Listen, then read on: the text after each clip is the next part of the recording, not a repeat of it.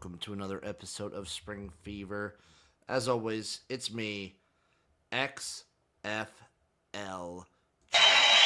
Ladies and gentlemen, this is the XFL! No Uncle Rico today. I'm flying solo. We're breaking down Week 10 of the UFL. I'm going over, of course, what happened in Week 9. There's some things going on, some expansion talk, some potential for some company that may or may not distribute alcohol to buy a team in either the UFL or one of the arena leagues. So there's a lot going on in the news. We're savoring the moment, but before we savor anything, you need to savor Royal God. Royal Retros is the place to go for your favorite merch. From the UFL to the CFL to the AM1, Royal Retros has it all. Tampa Bay Bandits, they have it. Memphis Showboats, either the 80s or now, they have it.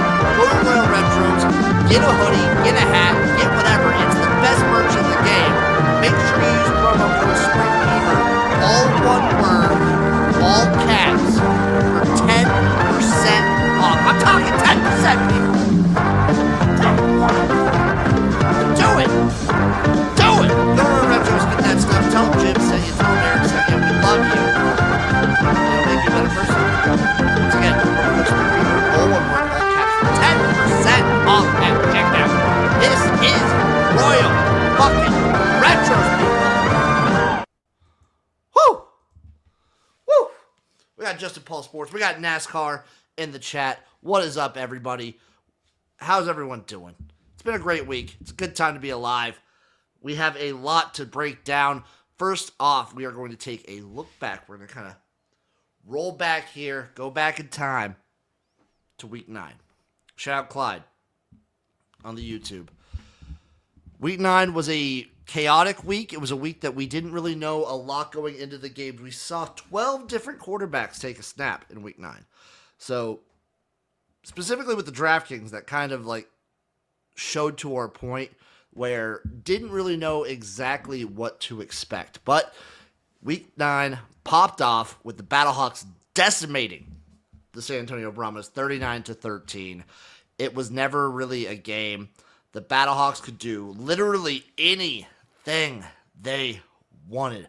This Brahmas defense and the downturn they have had this season, and I get that they lost a lot of players, and I get that Wade Phillips is not coaching.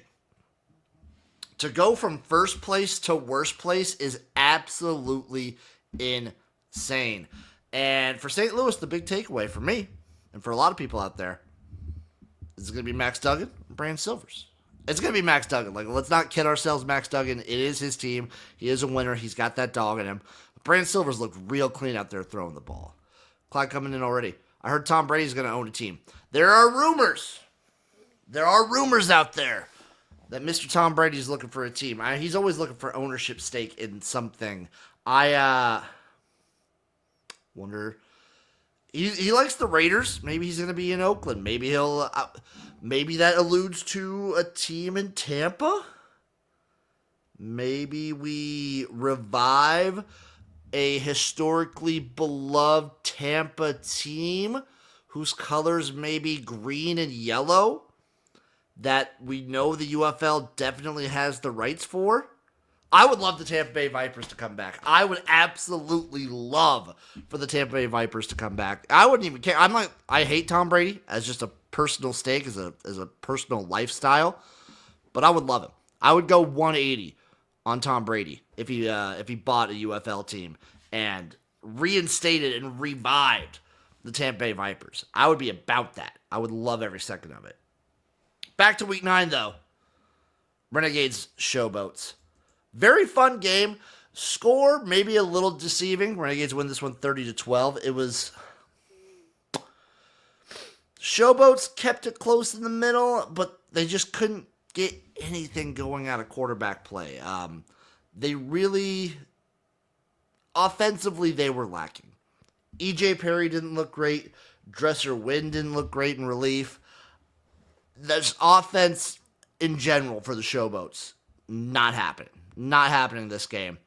Meanwhile, Renegades throwing it, doing their thing, killing themselves with penalties like they do every week, but against a team like the Showboats, you know what? That's okay. And we had a fake damn punt. I love shit like that. I love fake punts. I love great special teams play. The Renegades bring that. Marquette King brings that. And we got a Holt Naylor's touchdown, too. Just, mwah. This game was a very fun one. It was a beautiful blowout. Like, 30-12, 18-point game.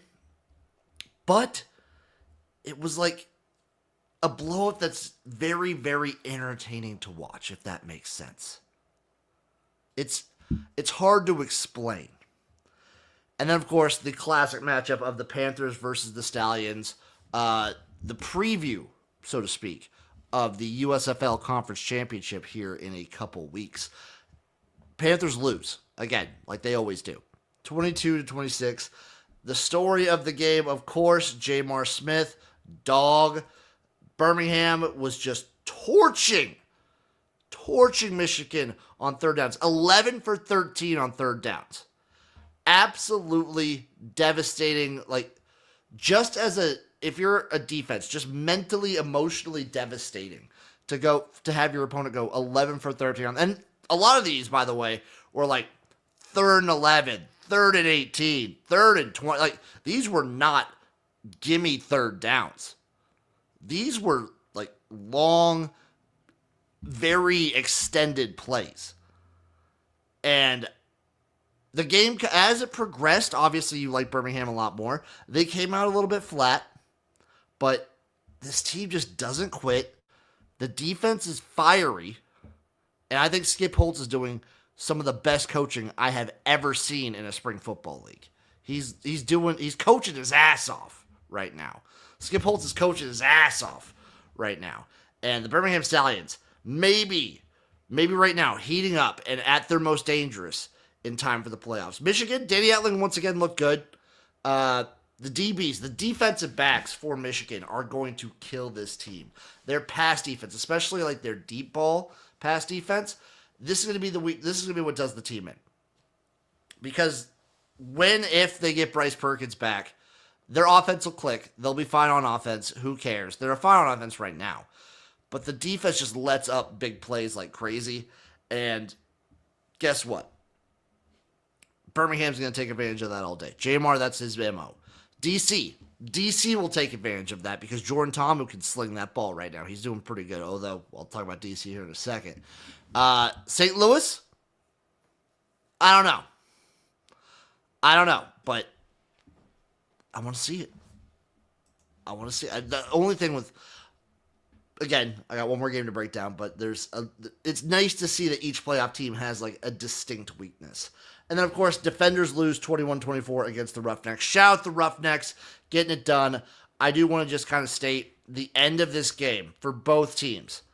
Some of the worst play calling, decision-making, and clock management I have ever seen. DC loses with 456 yards of offense. Again, almost all of that through the air. They still have issues running the ball. And their defense is absolutely atrocious. But guess what? You have 2 turnovers. Boom. Boom. I also had Houston +4. Attaboy, Justin Paul Sports. Attaboy. But the DC defenders, man. I understand pulling Tomu. I understand it. Delulu looked fine. And we've seen this from DC. We've seen like late season slumps. It's very reminiscent. DC's whole vibe, whole season right now, to me, is very, very reminiscent of their 2023 run, where they were absolutely dominant. They were cooking. They were doing everything. And the last couple weeks of the regular season, they limp into the playoffs. They do pretty decent in their opening game, and then get absolutely embarrassed in the championship game against Arlington. I'm seeing some similarities.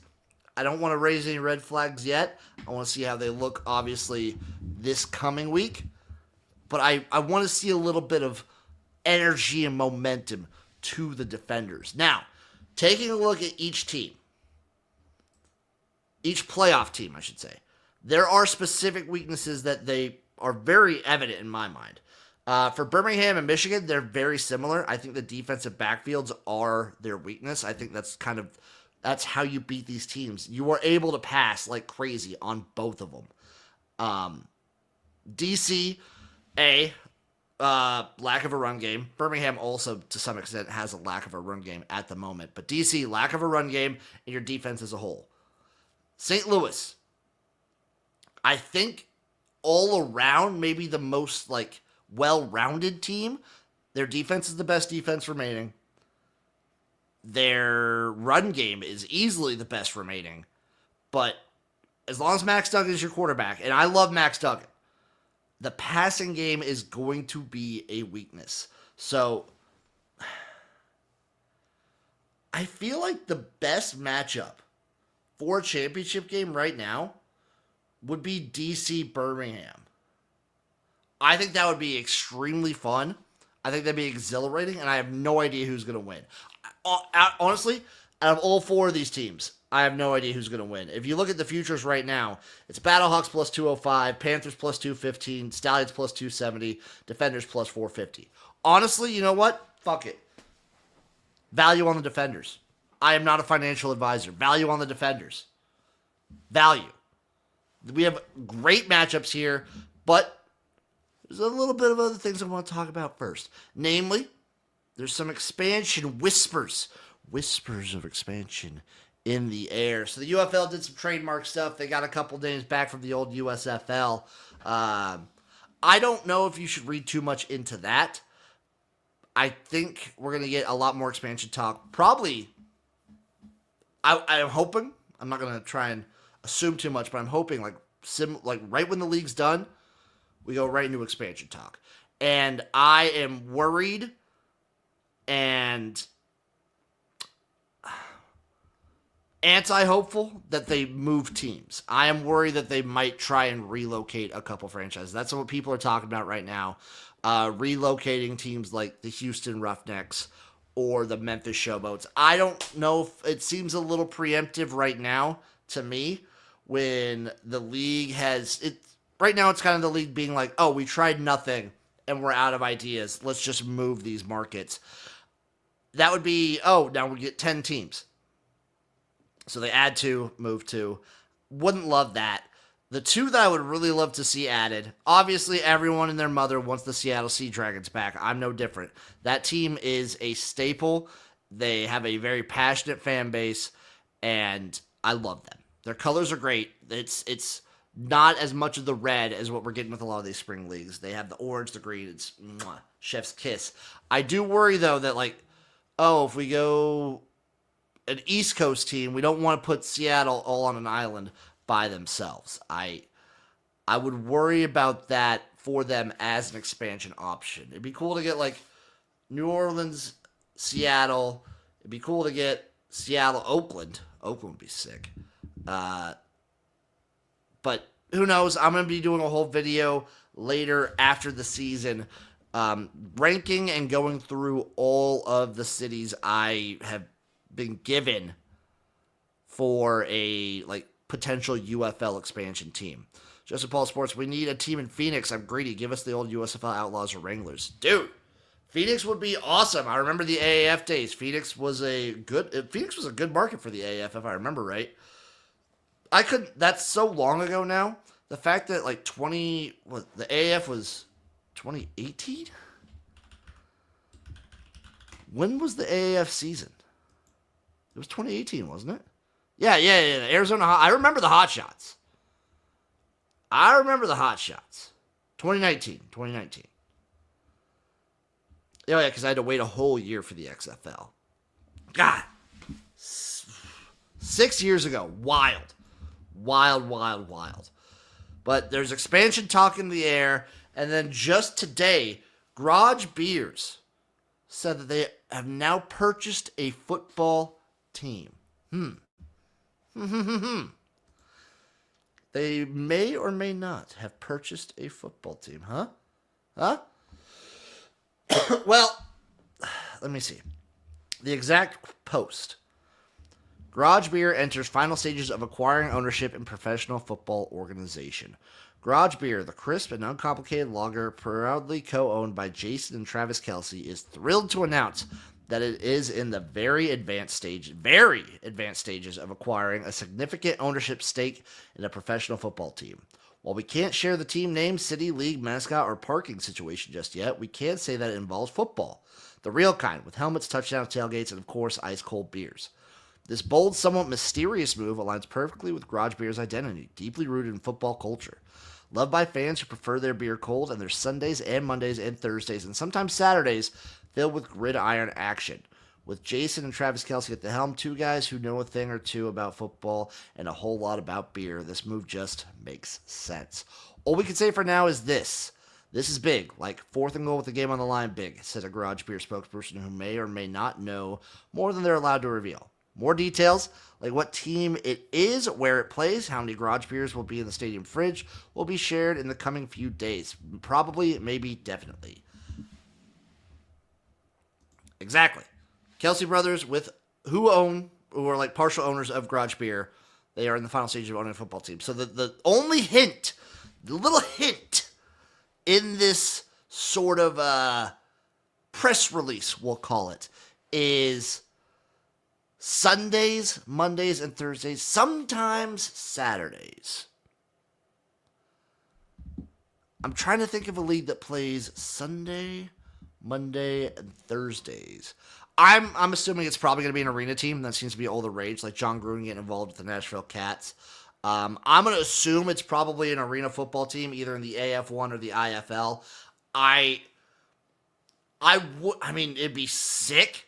It would be awesome if it was a UFL team to get like real sponsorships for them right now. I just feel like you think it's partial ownership of an NFL team.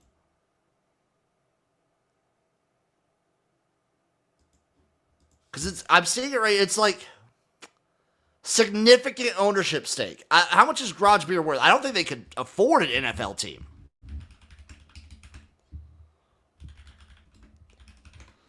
How much is the company worth?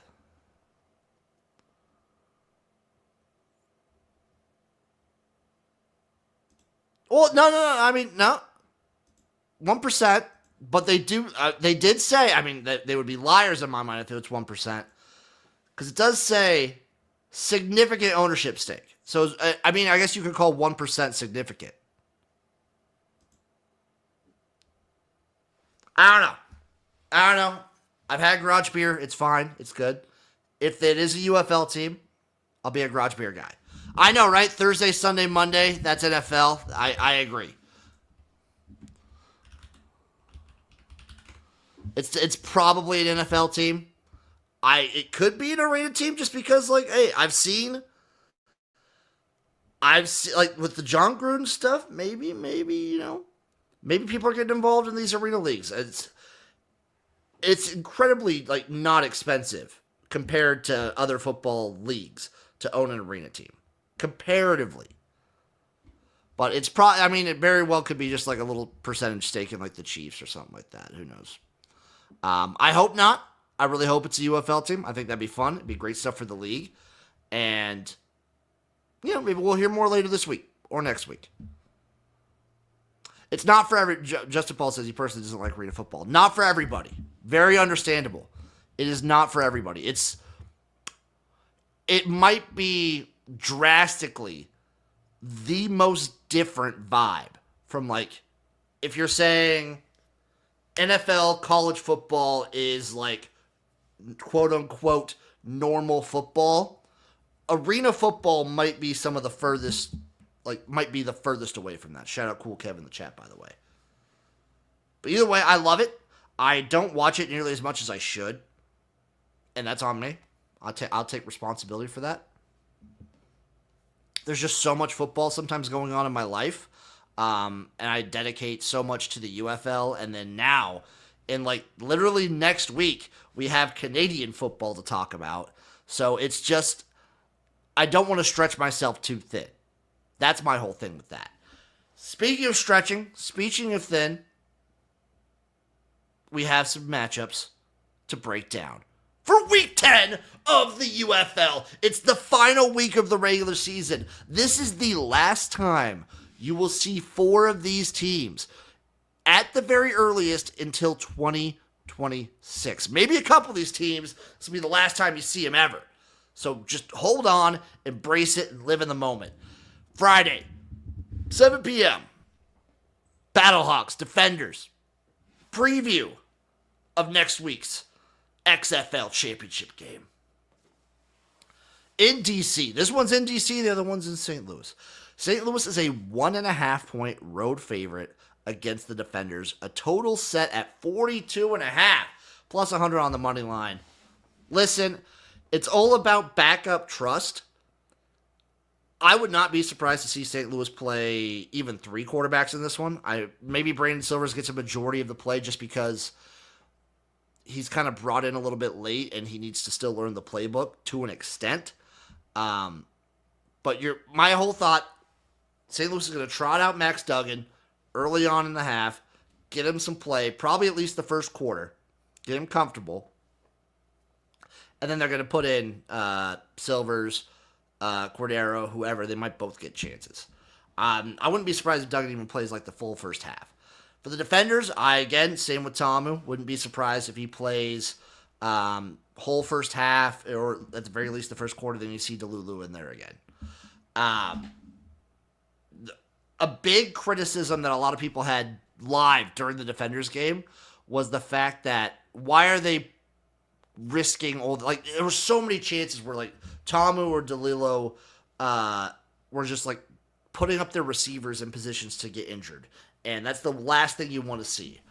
I think both teams kind of play it a little bit loose, play it fun, but also every time the Battlehawks and Defenders go at it, it's a fucking bloodbath. There is some legit bad blood. I remember 2023, the fights that were happening during this matchup.